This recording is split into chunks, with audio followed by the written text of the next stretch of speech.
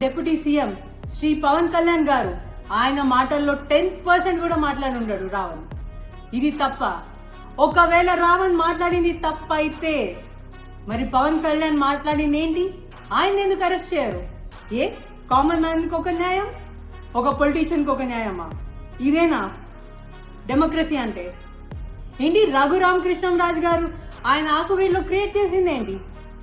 Intolerance కాదా? దానికి ఎందుకు ఆయన అరెస్ట్ చేయలేదు? ఎందుకంటే మీ కూటమి ప్రభుత్వం కాబట్టి, మేము మిమ్మల్ని క్వశ్చన్ చేస్తున్నాం కాబట్టి, మేము ఏ చిన్నది మాట్లాడినా కూడా పెద్ద తప్పు కదా. రాధా మనోహర్ దాస్ గారు ఏం చేస్తున్నారు? సేమ్ ఎలా అంటే అలా నోటికి వచ్చినట్టు దూషిస్తున్నారే. మరి ఆయన మీద ఎందుకు తీసుకోవట్లేదు మీరు చర్యలు? Why only on Ravan? Because he's shaking your chairs.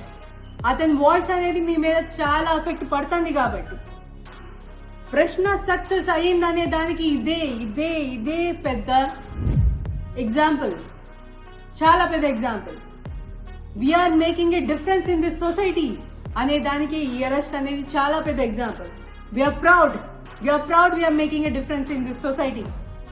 Voice లేని ప్లేస్ లో మేము వాయిస్ రేజ్ చేస్తున్నాం. మేబీ ఈ రోజు మీరు రావని ఆపొచ్చు. He will come back with a bang.